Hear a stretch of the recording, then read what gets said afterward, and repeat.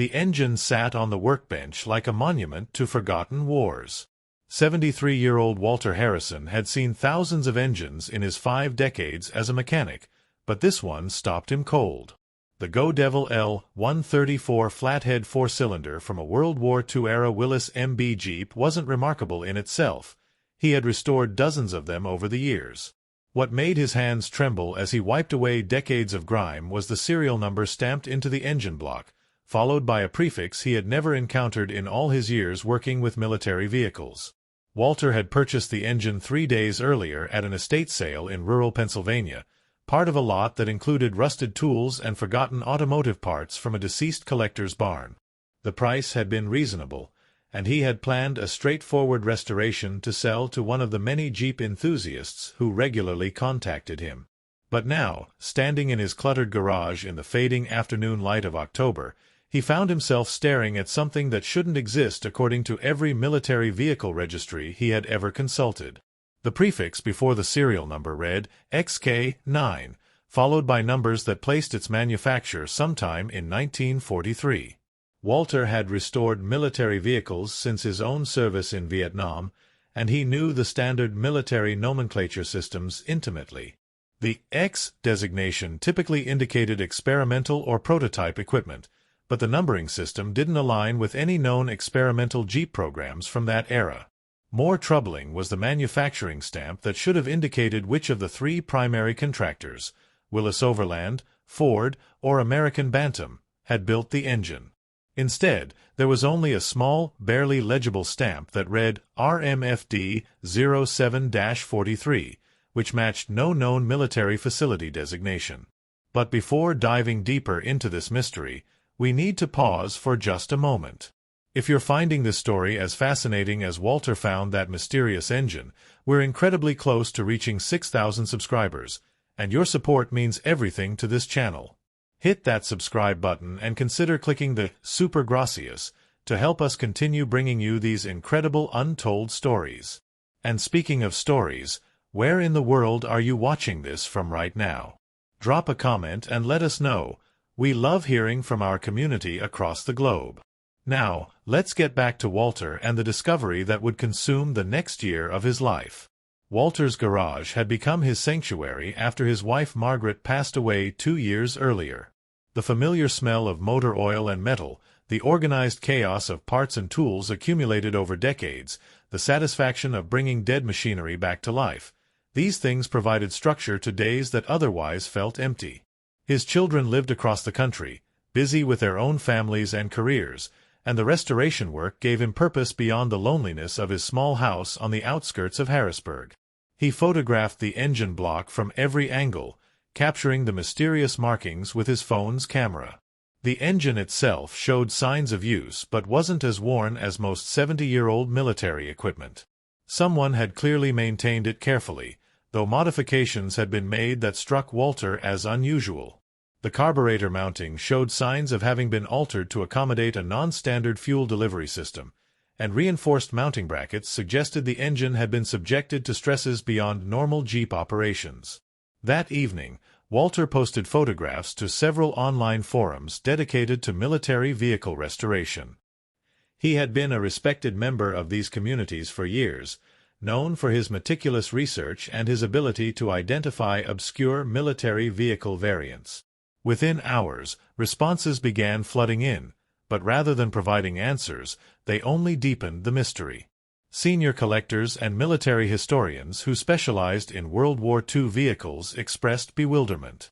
Several mentioned they had encountered similar anomalous engines over the years but had dismissed them as clerical errors or post-war modifications by civilian owners.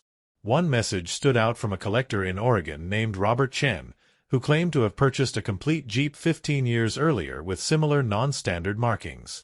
Chen wrote that he had attempted to research the vehicle's history but had encountered dead ends at every turn. Military archives had no record of the serial numbers, and when he had contacted the Army's Historical Division, he received a brief response stating that records from certain wartime programs had been lost or destroyed. Chen had eventually sold the Jeep to a museum in Montana, frustrated by the inability to authenticate its history properly. Walter spent the next morning cleaning the engine more thoroughly, searching for additional markings that might have been obscured by decades of grime and rust. He discovered a small metal plate riveted to a mounting bracket, nearly hidden beneath accumulated grease. After careful cleaning, he could make out what appeared to be a unit designation, Detachment K, Operational Group, 1943 to 1944. Below this was a string of numbers that might have been a security classification marking, though it had been partially defaced, possibly deliberately. The term Operational Group triggered something in Walter's memory. During his time in Vietnam, he had heard older soldiers reference World War II-era special operations units that had operated behind enemy lines. The Office of Strategic Services, the precursor to the CIA, had deployed small teams for sabotage, reconnaissance, and supporting resistance movements in occupied territories. These operations had been highly classified, and many details remained secret even decades after the war ended. Walter's hands weren't as steady as they once were, but his mind remained sharp. He began searching through his extensive personal library of military history books, focusing on volumes about the OSS and special operations during World War II. Most accounts focused on famous operations in Europe, the French resistance, operations in Italy and the Balkans, airborne insertions behind German lines. But there were hints of other operations, mentioned only briefly or in footnotes, that seemed to have been deliberately obscured from the historical record. A book about OSS operations in Asia mentioned Detachment K in a single paragraph, noting only that it had been deployed to Southeast Asia in 1943 for unspecified operations supporting resistance forces in Burma and China. No details about the detachment's composition, its specific missions, or its ultimate fate were provided. The paragraph ended with a footnote indicating that operational records remained classified under national security provisions. This discovery sent Walter down a new research path. He began searching newspaper archives from the 1940s, looking for any mention of Detachment K or unusual jeep deployments to Asia. The Burma campaign had been one of the war's most challenging theaters, remote, mountainous terrain with brutal climate conditions and logistics nightmares. Jeeps had been used extensively in Burma, often modified for the extreme conditions, but they were typically supplied through standard military channels with proper documentation. Why would a special operations detachment have vehicles with non-standard serial numbers and obscured manufacturing information? The question gnawed at Walter as he continued his research.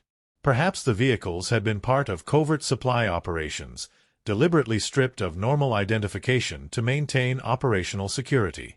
Or maybe they had been diverted from regular production runs for special modifications before deployment to classified missions. Walter's investigation took on new urgency when he received a private message through one of the military vehicle forums. The sender identified himself only as D. Patterson and claimed to be a retired Army historian who had spent years researching classified World War II programs. Patterson wrote that he had encountered references to Detachment K in documents he had reviewed decades earlier, but that subsequent attempts to access those same files had been blocked by ongoing classification restrictions. According to Patterson, Detachment K had been formed in early 1943 as part of a broader OSS effort to support Allied operations in the China-Burma-India theater. The detachment had consisted of approximately 30 personnel, a mix of OSS operatives, Army engineers, and specialized support staff. Their mission had involved establishing and maintaining clandestine supply routes through Japanese-occupied territory, supporting Chinese and Karen resistance fighters, and conducting reconnaissance for planned Allied offensives. What made Detachment K unusual, Patterson explained, was that it had been supplied and equipped through channels that deliberately bypassed normal Army logistics systems. This operational security measure was intended to prevent Japanese intelligence from identifying the detachment's activities through supply chain analysis. Equipment, including vehicles, had been procured through obscure contractors and facilities, often with falsified or incomplete documentation to maintain plausible deniability if supplies were captured. The detachment had operated from mid-1943 through early 1945, conducting missions that remained classified even after the war ended. According to fragmentary records Patterson had seen, at least 9 members of Detachment K had died during operations, but their deaths had never been properly documented in official casualty lists. Family members had been told their loved ones died in training accidents or conventional combat operations in other theaters, part of the deception required to maintain operational security. Patterson's message concluded with a warning. His own research into Detachment K had been shut down in the 1990s when he attempted to publish an article about forgotten OSS operations in Southeast Asia. He had received visits from government officials who made it clear that certain wartime operations remained sensitive for reasons relating to ongoing intelligence relationships in Asia. Patterson suggested that Walter should be careful about how publicly he pursued his investigation, as there were apparently still powerful interests invested in keeping Detachment K's story buried. Walter sat in his garage late that night, the restored engine now sitting clean and gleaming on the workbench, a ghost from a war that had ended before his own military service began. He thought about the men who might have maintained this engine in the jungles of Burma, thousands of miles from home, fighting a war that most Americans knew little about even while it was happening. He thought about families who had lost fathers, brothers, and sons to operations so secret that their sacrifices could never be properly acknowledged. The sensible thing would have been to complete the restoration, sell the engine to a collector, and move on to the next project. Walter had no obligation to uncover mysteries the government clearly wanted to keep hidden. He was 73 years old, with a bad knee, mild arthritis, and no particular credentials as a historical investigator. What could he possibly accomplish that professional historians and government researchers had either failed to do or been prevented from doing? But Walter hadn't become a successful mechanic by walking away from problems. He had built his reputation on solving mechanical puzzles that others dismissed as hopeless, on finding solutions through persistence and attention to detail. And he couldn't shake the feeling that someone needed to tell the story of Detachment K, to give those forgotten soldiers the recognition they had been denied for 70 years. The next morning, Walter began making phone calls. He started with the National Archives, speaking with archivists who specialized in World War II military records. They were helpful but confirmed what Patterson had suggested. Many OSS records remained classified or had been transferred to CIA custody where they were unavailable to researchers. The archivists could confirm that units designated as detachments had existed within OSS operational groups but could provide no specific information about Detachment K without a formal Freedom of Information Act request, which could take years to process and might ultimately be denied on national security grounds. Walter filed the FOIA request anyway, knowing it was a long shot. Then he turned to a different approach. If official records were unavailable, perhaps he could find the human connections, families of soldiers who had served in Detachment K, veterans who might have known members of the unit, anyone who might have preserved letters, photographs, or memories from that era. This research proved far more challenging than tracking down engine specifications or military documentation. 70 years had passed, and most World War II veterans had already died. Even their children were now elderly, and memories had faded or been lost entirely. Walter spent weeks searching online genealogy databases, military service records that had been digitized, and obituaries from the post-war decades, looking for any connection to Detachment K or the serial numbers associated with his engine. A breakthrough came from an unexpected source. Walter had posted a query on a genealogy website, asking if anyone had family connections to OSS operations in Burma during 1943 to 1944. 3 weeks later, he received an email from a woman named Patricia Morrison, who lived in Vermont. Her grandfather had served in the OSS during World War II and had died in 1989 without ever speaking much about his wartime service. While going through family papers after her mother's recent death, Patricia had found a small collection of letters and photographs her grandfather had kept hidden in the attic, including materials related to his time in Burma. Patricia scanned and sent several photographs that took Walter's breath away. One showed a group of young men standing beside 2 Willys Jeeps in what appeared to be a jungle setting. The Jeeps had been modified with extra fuel cans, heavy-duty suspension, and mounting points for weapons. Though the photograph was faded and slightly out of focus, Walter could make out markings on one Jeep's hood that might have been XK, followed by numbers. Another photograph showed the same group of men, now identifiable by handwritten names on the back of the print, Detachment K, Forward Base Charlie, December 1943. Patricia's grandfather was identified as Lieutenant James Morrison, standing in the center of the group with his arms around two other soldiers. All the men looked impossibly young to Walter's eyes, boys really, though their faces showed the weathering that comes from weeks in harsh conditions. The letters Patricia sent were even more revealing. Lieutenant Morrison had written to his wife several times during his deployment, though the letters had been heavily censored by military security before being mailed. Entire paragraphs had been blacked out, but what remained painted a picture of incredibly difficult operations under brutal conditions. Morrison wrote about maintaining vehicles that were never designed for the terrain they traversed, about improvising repairs with whatever materials could be scavenged or airdropped, about the constant threat of Japanese patrols and the isolation of operating far behind enemy lines. One letter, written in January 1944, mentioned that they had recently received 2 new vehicles to replace ones damaged beyond repair. Morrison wrote that he was impressed by the quality of the engines but concerned about getting spare parts since these vehicles didn't match standard Army supply catalogs. He joked that they would probably end up cannibalizing one vehicle to keep the others running, a common practice for isolated units with non-standard equipment. Patricia also sent copies of a small diary her grandfather had kept, written in tiny script on thin paper that could be easily hidden or destroyed. The diary entries were terse, often just noting dates, locations, and brief descriptions of missions or encounters.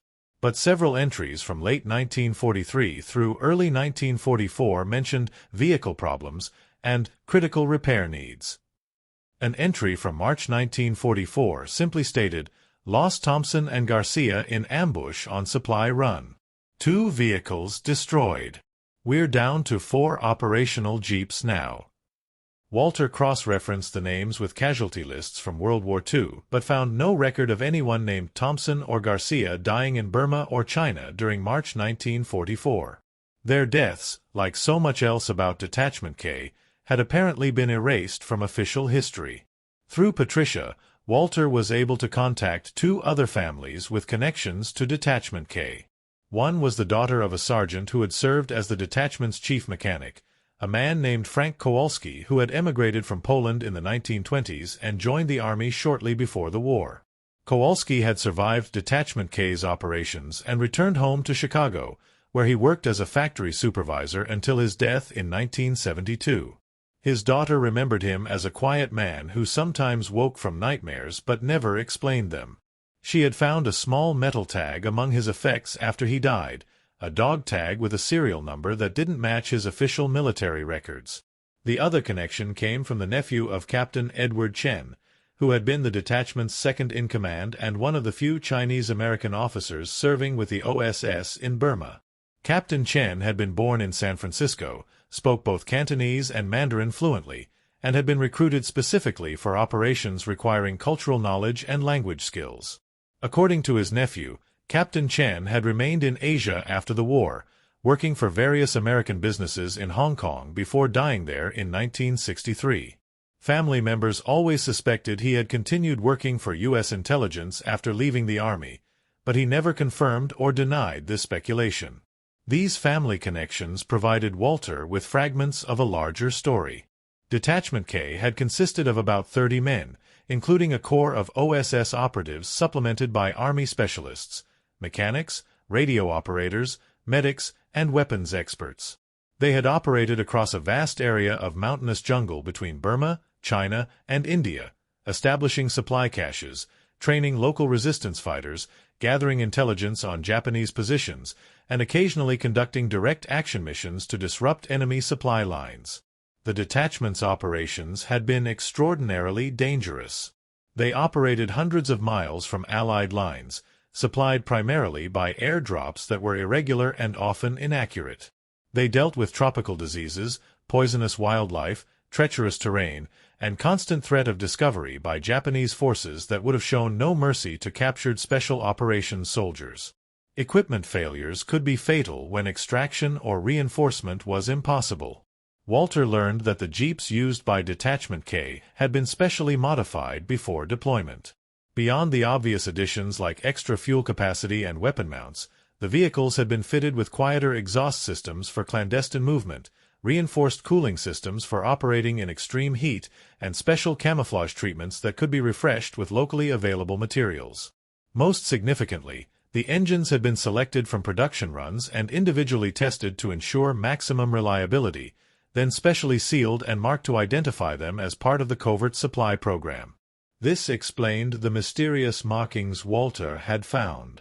The XK prefix identified the engines as part of a covert procurement program, while the RMFD designation referred to a small Army facility in Pennsylvania, the Red Mountain Fabrication Depot, that had been temporarily established during the war for special modifications to equipment destined for classified operations.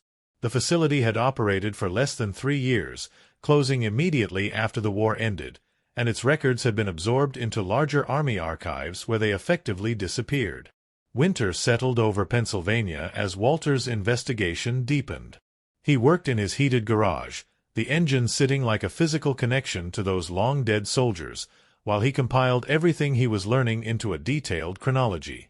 He created maps showing where Detachment K had operated based on location references in Lieutenant Morrison's diary and letters.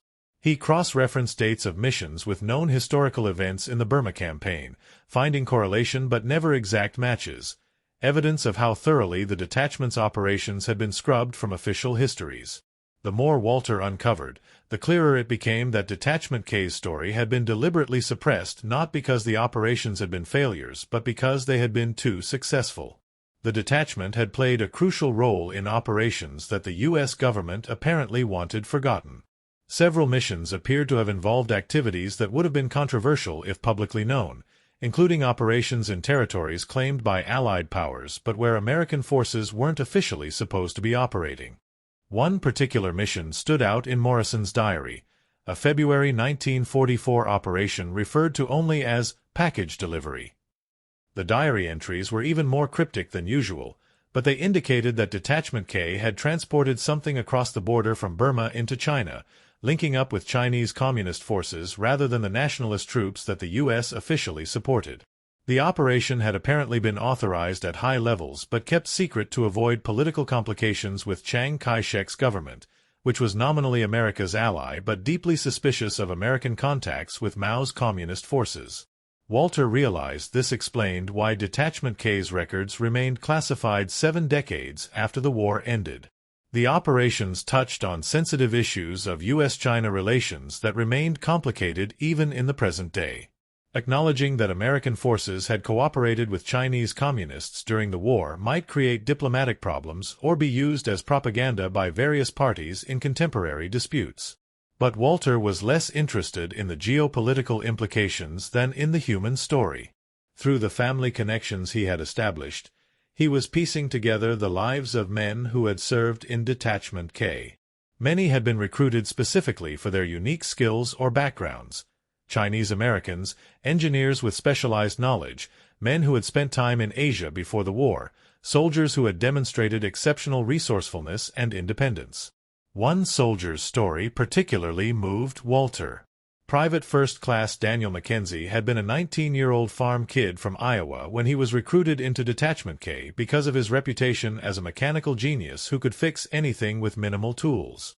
Mackenzie had kept the detachment's vehicles running through impossible conditions, improvising repairs that would have been impossible for less talented mechanics.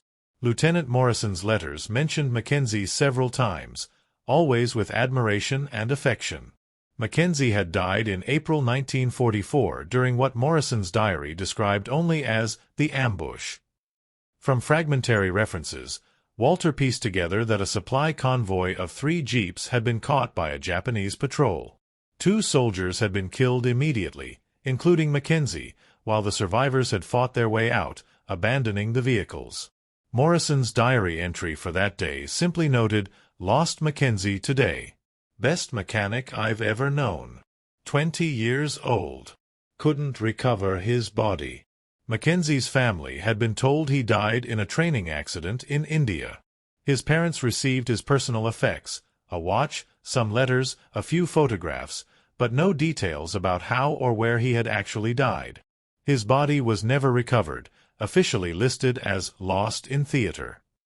His name appeared on no memorials, his sacrifice acknowledged by no official records of the operations in which he died. Walter contacted Mackenzie's great-niece, who still lived in Iowa on what remained of the family farm. She had only vague memories of family stories about her great-uncle Dan, the young soldier who had died in the war. The family had long since stopped thinking about him as anything but a faded photograph and a name on a genealogy chart. When Walter sent her copies of the letters and diary entries mentioning her great-uncle, describing his skills and the respect his commanders and fellow soldiers had for him, she called Walter in tears. She had never known anything about Dan beyond that he had died young in the war. Now, 70 years after his death, she could finally understand who he had been and what he had accomplished. She learned that he had been more than a statistic, more than a name on a casualty list. He had been a skilled mechanic whose work had helped keep an entire covert operations detachment functioning under conditions that would have defeated lesser men. Through similar research, Walter was able to contact families of other Detachment K soldiers. Each connection revealed new fragments of the story, new pieces of the puzzle. He learned about Corporal James Thompson, the 35-year-old logger from Oregon who had died in the same March 1944 ambush that Morrison's diary mentioned. He discovered the story of Staff Sergeant Michael Garcia, a Mexican-American soldier from Texas who had been one of the detachment's most skilled scouts and who had died alongside Thompson. Both men's families had been told they died in Italy, part of the deception required to maintain operational security. Their bodies had never been returned to their families, buried instead in unmarked graves somewhere in the Burmese jungle. Officially, they didn't exist as casualties of the Burma campaign because officially they had never been there. Walter's garage filled with printouts, photographs, maps, and timelines as his investigation expanded. His children called periodically, concerned about his obsession with this research project. His daughter Jennifer visited in late January and was shocked by how consumed her father had become with uncovering Detachment K's story. But Walter couldn't stop. Every new connection, every family he contacted, every piece of the puzzle he uncovered made him more determined to tell the complete story. These soldiers had served their country with courage and skill under conditions more difficult than most people could imagine. They had performed classified operations that contributed to Allied victory in World War II. And in return, their country had erased them from history, denied them recognition, lied to their families about how they died, and left them buried in unmarked graves on the other side of the world. Walter knew he couldn't change what had happened 70 years ago. He couldn't bring those soldiers back to life or return their remains to their families. But he could bear witness. He could document their service, tell their stories, ensure that someone remembered what they had done and what they had sacrificed. In February, Walter received a response to his Freedom of Information Act request. The Army acknowledged that records existed for OSS Detachment K, but stated that these records remained classified under multiple statutory authorities. The response cited national security concerns, intelligence sources and methods that remain sensitive, and diplomatic considerations relating to current foreign relationships. The denial was absolute and offered no avenue for appeal beyond submitting a new request in several years when the records might possibly be reviewed for declassification. The official rejection only strengthened Walter's resolve. If the government wouldn't tell Detachment K's story, he would tell it himself using the materials he had gathered from families and other sources. He began writing a detailed account, combining the documentary evidence with narratives based on the letters, diaries, and family memories he had collected. Writing proved harder than mechanical work. Walter spent hours struggling to capture in words what he could see so clearly in his mind. Young soldiers maintaining vehicles in makeshift jungle workshops, convoys creeping through darkness along mountain trails, desperate firefights when Japanese patrols discovered their positions, the improvised repairs and ingenious solutions that kept operations going against all odds. He worked through February and into March, the manuscript growing as more families contacted him with additional information. The network he had established spread through word of mouth and online forums, reaching families who hadn't known their relatives had any connection to special operations. Each new contact brought fresh details, a photograph here, a letter there, a story passed down through generations that suddenly had context and meaning within Detachment K's larger narrative. By April, Walter had assembled what he believed was the most complete account of Detachment K that existed outside classified government files. His manuscript ran to over 200 pages, documenting the detachment's formation, its training, deployment, operations, casualties, and eventual disbandment in early 1945. He had identified most of the soldiers who had served in the detachment and had contacted families of more than half of them. The Go Devil engine that had started Walter's investigation had been fully restored and now sat in his garage, a monument to the soldiers whose story he had uncovered. He had decided not to sell it. Instead, he was negotiating with a military museum in Pennsylvania to donate the engine along with all his research materials, ensuring that Detachment K's story would be preserved and accessible to future researchers and family members. In May, Walter published his manuscript online, making it freely available to anyone interested in World War II history or the stories of forgotten soldiers. The response exceeded anything he had anticipated. Within weeks, historians, veterans advocates, and journalists had discovered his work. His detailed research and the primary source materials he had gathered filled a gap in the historical record that professional historians had been unable to access because of government classification. News organizations began covering the story, running articles about Detachment K and the elderly mechanic whose curiosity about an old engine had uncovered a forgotten piece of World War II history. Several reporters tried to get official Army comment but received only the standard response that records remained classified and no information could be provided. The publicity brought forward even more family connections. A man in California contacted Walter to say that his grandfather had been one of Detachment K's radio operators, a Native American soldier from Arizona who had used his tribal language as an additional security measure when transmitting messages. A woman in Massachusetts wrote that her uncle had been the detachment's medic, a doctor who had volunteered for OSS service after witnessing casualties from the North African campaign.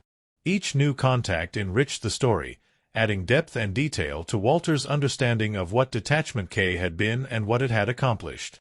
The 30 men who served in the detachment came into focus as individuals, not just names and serial numbers, but real people with backgrounds, skills, fears, and aspirations. By late spring, Walter had been contacted by a congressional staffer whose boss served on the House Armed Services Committee.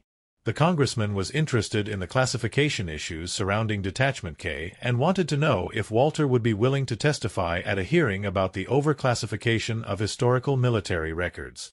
The congressman believed that operations from 70 years ago deserved to be part of the public historical record, particularly when families had been deceived about where and how their relatives died. Walter agreed to testify, though he had no illusions about whether it would result in the declassification of Detachment K's records. He had learned enough about how government bureaucracies worked to know that changing classification decisions was extraordinarily difficult, particularly when multiple agencies claimed jurisdiction over the same materials. But the hearing itself, scheduled for late summer, would provide a platform for telling Detachment K's story in an official setting. It would create a congressional record acknowledging these soldiers and their service, even if the detailed operational records remained classified. It was something, even if it wasn't everything. Summer brought Walter satisfaction he hadn't felt since Margaret's death. His obsessive research project had given him purpose, connected him with dozens of people across the country, and resulted in recovering a piece of history that might otherwise have remained forgotten forever. The restored Go Devil engine in his garage had become more than mechanical components. It was a tangible link to soldiers who had served 70 years earlier, a physical reminder that their service and sacrifice hadn't been completely erased. Walter's children no longer worried about his obsession. They recognized that the research had given their father something precious, a renewed sense of purpose and a connection to a cause larger than himself. Jennifer told him that he seemed more alive than he had in the 2 years since her mother's death, more engaged with the world and with other people. In August, Walter traveled to Washington, D.C., for the congressional hearing. He brought the restored engine with him, transported carefully in the back of his pickup truck. The hearing room wasn't particularly full. Military records classification wasn't the kind of topic that drew crowds, but several family members of Detachment K soldiers attended, along with historians and veterans advocates interested in the broader issues of overclassification. Walter's testimony was straightforward. He explained how he had acquired the engine, what he had discovered about its unusual markings, and how that discovery had led him to uncover the story of Detachment K. He presented his research findings, highlighting the discrepancies between what families had been told and what had actually happened. He argued that while operational details might legitimately remain classified to protect intelligence sources and methods, the basic facts of the detachment's existence, its general mission parameters, and the identities of soldiers who served and died should be made public. The testimony from family members proved more emotional. Mackenzie's great-niece spoke about finally learning the truth about her great-uncle's service and death. Thompson's grandson described the hurt his family felt knowing that his grandfather's body lay in an unmarked grave in Burma because the government had never acknowledged where he actually died. Garcia's elderly nephew talked about years of wondering why his uncle's death in Italy had never been properly documented. The congressional hearing didn't immediately change official policy, but it did put pressure on the Army and CIA to review their classification decisions regarding Detachment K. More importantly, it created an official record acknowledging the detachment's existence and honoring the soldiers who had served in it. For the families Walter had connected with, this acknowledgement meant their relative service was no longer completely invisible, even if many details remained classified. In October, exactly 1 year after Walter first discovered the mysterious markings on the Go Devil engine, he received notification that the Army had agreed to release some Detachment K records. The release was limited. Operational details remained classified, as did information about specific intelligence relationships and contacts with resistance forces. But the basic roster of soldiers who served in the detachment, general information about its mission parameters, and casualty information were being declassified and would be added to official World War II records. It wasn't everything Walter had hoped for, but it was more than he had expected. Families would finally have official confirmation of where and how their relatives had died. Historians could begin incorporating Detachment K into the broader narrative of OSS operations in Southeast Asia. The soldiers who had served in the detachment would no longer be completely erased from the historical record. Walter donated the restored Go Devil engine to the Army Heritage Museum in Carlisle, Pennsylvania, along with copies of all his research materials. The museum created a small exhibit about Detachment K, featuring the engine, photographs, documents, and personal items that families had contributed. The exhibit opened in November, timed to coincide with Veterans Day, and included a memorial listing all 30 soldiers who had served in Detachment K. At the exhibit opening, Walter stood surrounded by family members of Detachment K soldiers, people he had tracked down and connected over the past year. Some were elderly, children of the men who had served, while others were grandchildren or great-grandchildren who had grown up knowing little or nothing about their relatives' wartime service. They had all traveled to Pennsylvania for this moment, when soldiers who had been forgotten for 70 years finally received recognition for their service and sacrifice. The ceremony was simple. A color guard presented flags, a chaplain offered a prayer, and the museum director spoke about the importance of remembering all who served, including those whose service had been classified or forgotten. Walter said a few words about how a simple engine purchase had led him on an unexpected journey, one that had connected him with remarkable people and uncovered stories that deserved to be told. As Walter stood there, looking at the engine that had started everything, clean and restored now, its mysterious markings clearly visible, he thought about the long chain of events that had led to this moment. An estate sale, a mechanical curiosity, countless hours of research, connections formed across the country, families learning truths they had never known, soldiers finally receiving recognition they had been denied. He thought about Private First Class Daniel Mackenzie, the 19-year-old farm kid from Iowa whose mechanical genius had kept Detachment K operating under impossible conditions until a Japanese ambush ended his life at age 20. Mackenzie's great-niece stood nearby, crying quietly as she looked at the engine that her great-uncle might have maintained or repaired in some jungle workshop 70 years ago. Walter thought about Lieutenant James Morrison, Captain Edward Chen, Corporal James Thompson, Staff Sergeant Michael Garcia, and all the others whose names were now listed on the memorial, no longer invisible, no longer erased from history. They had been young men when they deployed to the other side of the world to fight a war in one of its most difficult theaters.